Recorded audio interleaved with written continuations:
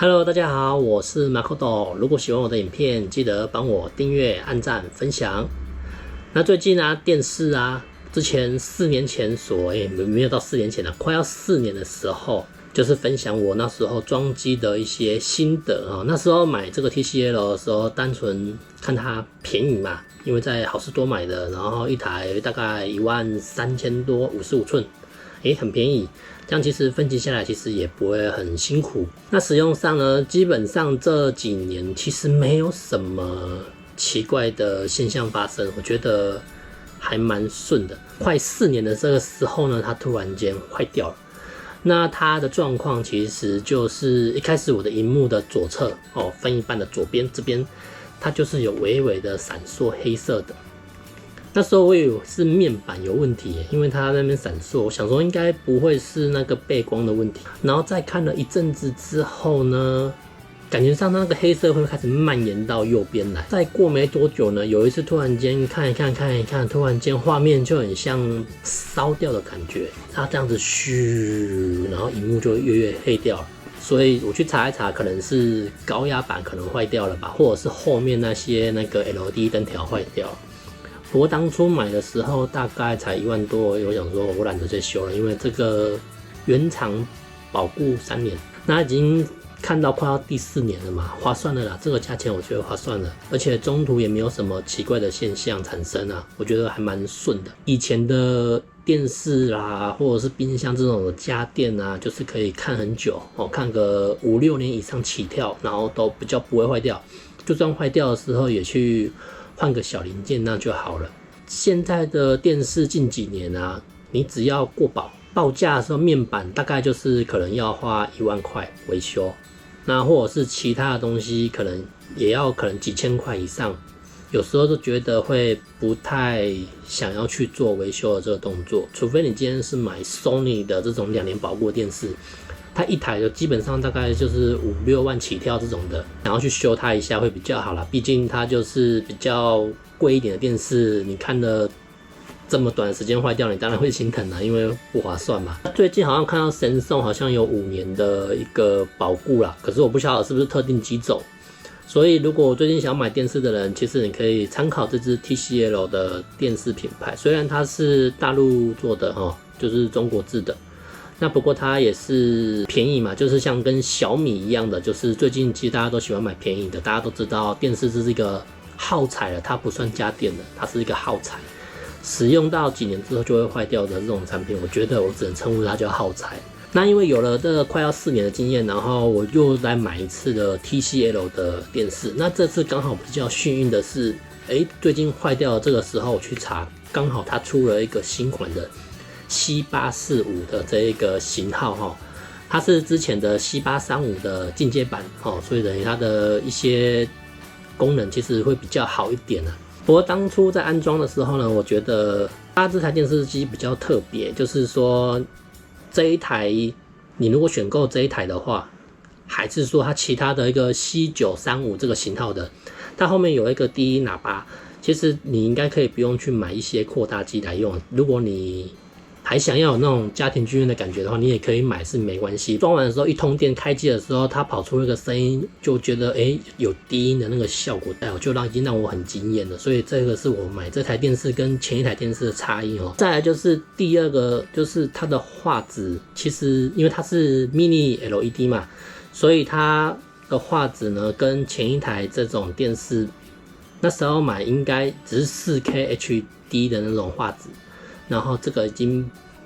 过了后面的新的技术了，然后完全是不同等级的，也是 LED 的只是它是 mini LED 之前是 LED 而已，就这样子而已。其实我不晓得是不是每次买新电视都会有那种看久了，当然好像会习惯啦。然后所以我这一次呢，我还蛮无聊的，我去看了很多个不同的频道就是迪士尼的频道，然后还有爱奇艺的频道，还有哈咪 Video 的这个频道，我都去把它看过一轮。然后发现，不管你是看电影你还是看连续剧，还是看一般小孩子在看的动画，或是现在大家爱看的那种动漫其实都有差异耶。其实就是你那种2D 版的那种动画，竟然还会有前后背景层次的感觉，其实还让我蛮惊艳的。我用爱奇艺看海贼王，它现在有 4K 的，好，它爱奇艺也有杜比嘛，所以我就拿来播看。我发现你用手机看那个相机式这一个画面使用那个乐步在空气中踩的时候会有一个配音，它会这样子嘣嘣嘣嘣嘣的声音。你用手机看或用之前的电视看，或者是用平板看，你就会发现，你听到的声音应该是这样子没错。可是你用这台 C845你去看的时候，你会发现它的那个声音不一样它是真的好像踩得很用力的感觉，是那种有低沉的嘣嘣嘣的声音，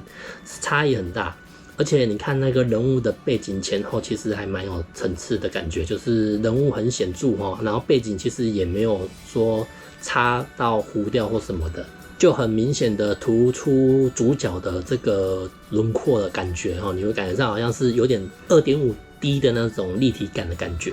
所以这台跟我之前的那一台一样是 TCL 的，我发现现在电视差异其实还是有差啦那我又做了一些调整，其实就是调自己喜欢的一个感觉颜色的感觉而已，这个没有一定。所以如果今天你喜欢看鲜艳一点的，你不会眼睛疲劳的，你就可以一直看原厂的设定，因为它是调最大的那个亮度啦，然后对比那如果你喜欢自己调成自己喜欢看的一个模式的话，因为我是试过用电视原本内建的，就是 Google TV， 它是 Google TV 的，然后跟我用那个 Apple TV 去做同一个影集，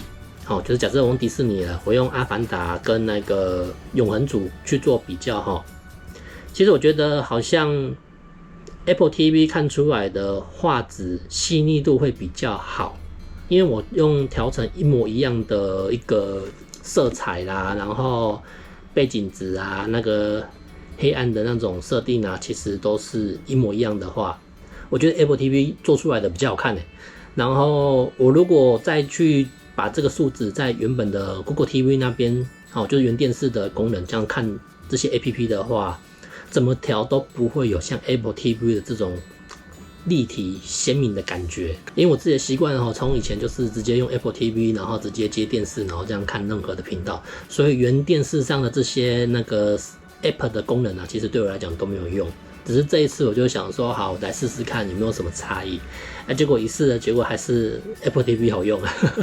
当然，你今天如果没有买 Apple TV 的话，你可以直接用原本电视上的这些 App 来看，其实是没问题的，不会说差异到很大。不过 Apple TV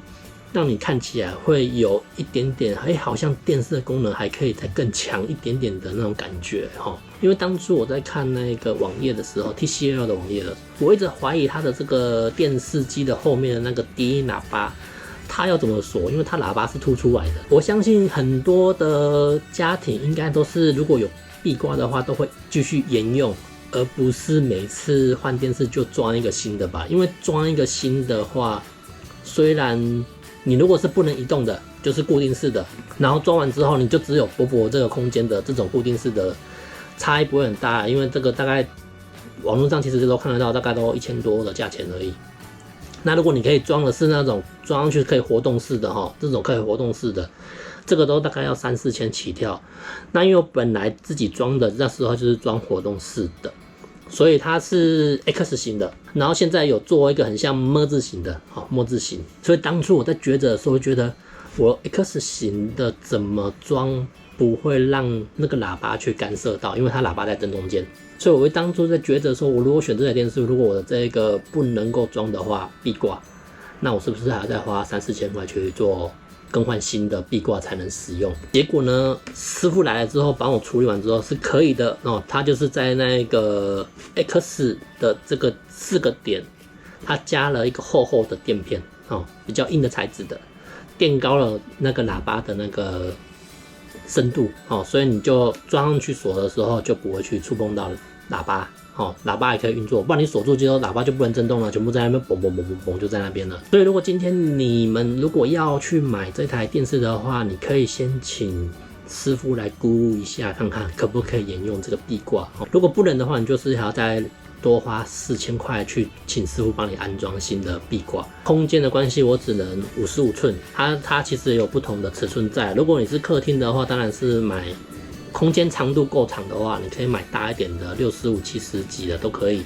不过就是你买越大之后呢，你越不会太想要修它吧，因为电视只要50几寸以上的报价维修啊，通常都很贵。那像这一台现在出了，好像是大概36000多吧。那我是使用虾皮，然后在一些信用卡折扣啦，扣一扣，大概大概这一台安装到好，大概就是31000那附近。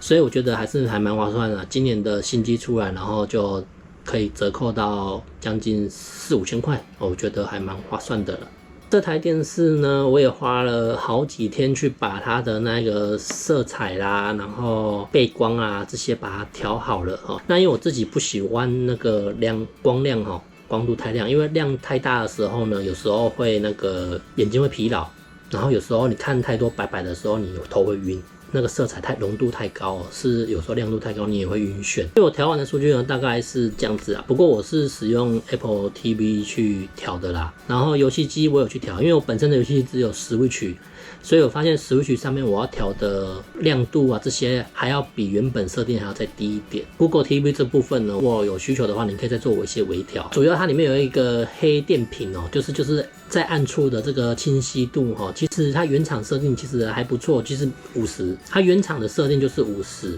那其实我发现不太需要动到它的这个黑的这个设定其实还蛮稳定的，就是这个数值如果你前后调的话，其实调少一个过黑，然后细节就看不到，然后你多一个就是亮度会太亮，你会发现那个黑色的里面会有那种有点白光灰灰的会透出来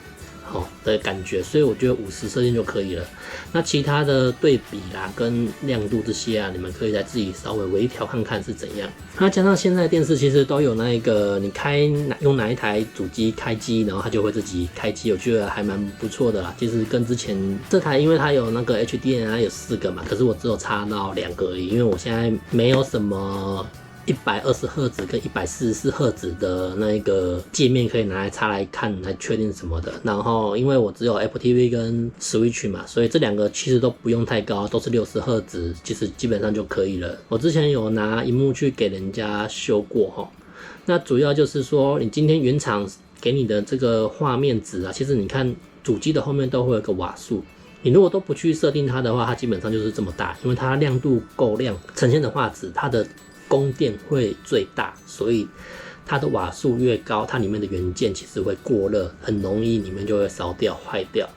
所以如果今天你都没有做这个调整的话，基本上就是你的寿命一定会比较快，就会提前坏掉。那你今天的亮度呢降到你符合自己的需求，你就可以延长它的寿命。当然不是说你完全亮度关到最低，不是这样子，是你可以自己需求，你可以降低点，不用让它全亮，你不要去使用到机器的极限值去那边做它的那个极限测试，这样就好了。其实这台电视还让我蛮惊艳的啦，我还蛮喜欢的啦。那我也希望它之后的这3年不要有状况。如果它快4年了之后真的又坏掉的话呢，我可能考虑会修它一下，因为我觉得这台电视还蛮不错的，光它的低音就很有感觉了。然后色彩的这个前后的清晰度还有锐利那种感觉啊，是还蛮明显的你真的有在看电影院的感觉。然后它关灯的时候旁边也看不出有漏光的现象，我觉得还蛮不错的，不像之前那一台会漏光啊可能技术不太一样啦所以会漏光跟不漏光还是有差异啊。如果喜欢我的影片的话，记得帮我订阅、按赞、分享，谢谢你。我是马可斗，拜拜。